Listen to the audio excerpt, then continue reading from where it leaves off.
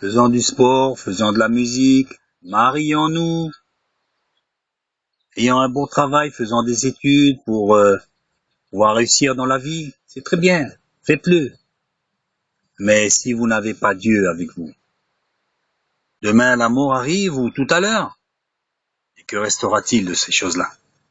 Que restera-t-il? Réglez le problème de votre âme d'abord, et ensuite vaquez à vos occupations. Mais la priorité des priorités n'est pas d'avoir un diplôme ou d'avoir une médaille, même olympique, mais c'est vraiment de s'être repenti de ses péchés. Voilà la solution, voilà la chose capitale à faire. Très bien souvent, c'est l'orgueil qui nous pousse à combattre, c'est la haine du fait de conditions dures de notre enfance qui nous donne cette hargne et nous voulons la transformer en médaille par le biais du sport ou de par le biais des affaires. Et c'est un moteur qui peut nous pousser très loin. Mais ne soyons pas insensés pour oublier notre âme. Nous savons très bien, tout le monde sait que nous sommes de passage sur la terre. Tout le monde le sait. Mais qui se préoccupe de son âme aujourd'hui? Aujourd'hui, je dis bien aujourd'hui. Tendance à dire, bien sûr, mais voilà. Demain, là, j'ai un rendez-vous, là, je vais à Charles de Gaulle, je m'envole, je vais en Colombie, je vais faire un tournage.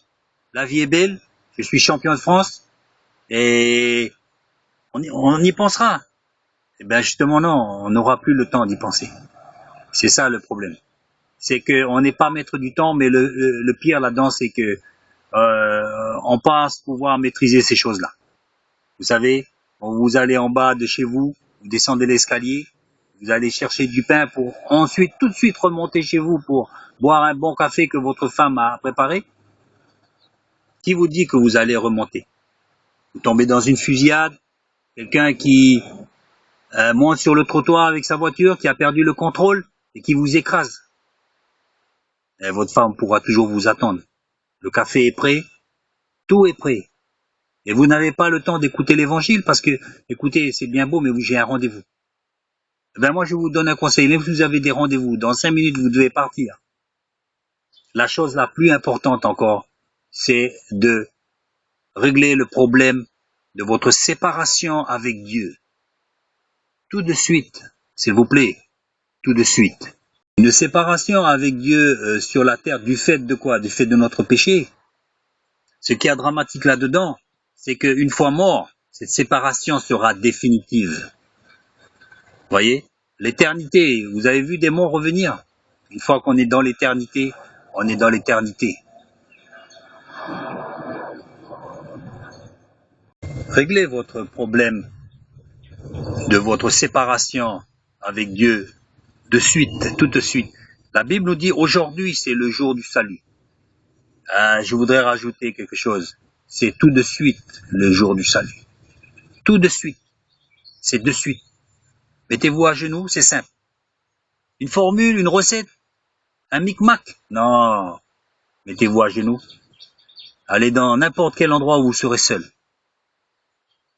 Ou même là où vous êtes, sur un banc autour de vos enfants. Demandez pardon au Seigneur. Seigneur, je te demande pardon pour mes péchés. Je te le demande sincèrement. Je reconnais que j'ai fauté. Je ne t'ai pas mis dans ma vie.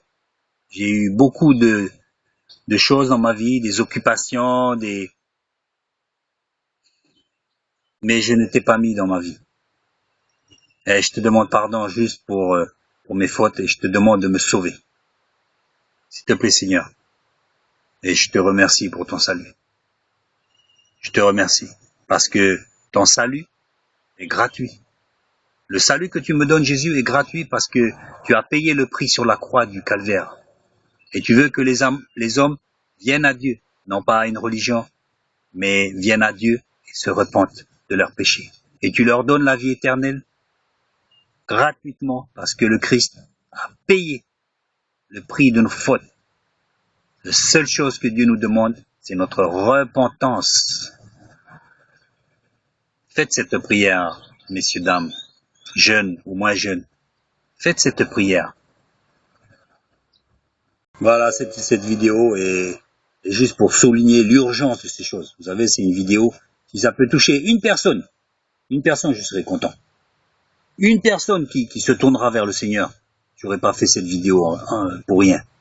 Vous savez, l'urgence, c'est de ne pas prendre le temps à la légère. Le temps, il file. Et le problème dans ce temps qui file, c'est que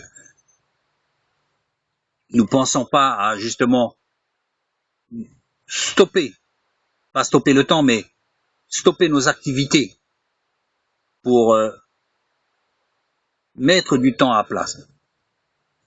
Vous savez, bien souvent on dit j'ai pas le temps. Ben, on me dit la maxime, ben, prends le temps. T'as pas le temps, mais prends le temps. Prends le temps. Si demain si tu savais tout à l'heure que tu allais mourir dans 1 heure, t'es sûr que tu trouverais pas du temps? Sincèrement. Tu le trouverais le temps. Tu dis, hey, je vais mourir.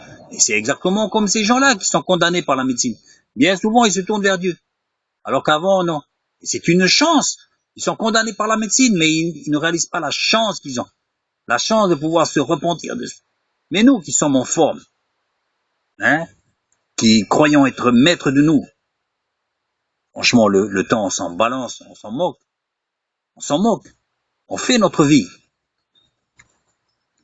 Et si on s'en moquait pas, on prendrait les choses au sérieux. Franchement, prenons ce temps qui nous est offert pour nous tourner vers Dieu. Prenons ce temps. Ne disons pas, j'ai un train à prendre dans 1 heure. J'ai les enfants là, j'ai la circulation. Non. Ne fonctionnons pas comme l'homme fonctionne, qui est parfois logique. Mais vous savez, rentrer dans l'illogique, je peux dire de Dieu. Illogique pour nous parce que nous sommes humains. Rentrez dans l'illogisme de Dieu. Et vous verrez à quel point Dieu, même si on ne le comprend pas, est tout à fait logique. Et ses paroles sont pertinentes. Aujourd'hui, repentez-vous. Maintenant, repentez-vous de suite, s'il vous plaît. Repentez-vous et ensuite, vaquez à vos occupations, mais toujours en mode Bluetooth. Le Saint-Esprit vous guidera. Mais ne mettons pas la charrue avant les bœufs. Laissons Dieu nous conduire par rapport à une repentance que nous aurons fait déjà auparavant. La chose la plus importante, c'est pas de rajouter un 0 à notre compte en banque, d'avoir une nouvelle voiture. Et tout marche sur des roulettes, alors maintenant, écoutez, circuler, il n'y a rien à voir. Je suis gavé de religion et vous avez bien raison. Mais là, je ne vous parle pas d'autre chose que de vous repentir. S'il vous plaît, je vais arrêter cette vidéo. J'espère que vous aurez saisi l'urgence de l'appel de Dieu envers vous. Merci.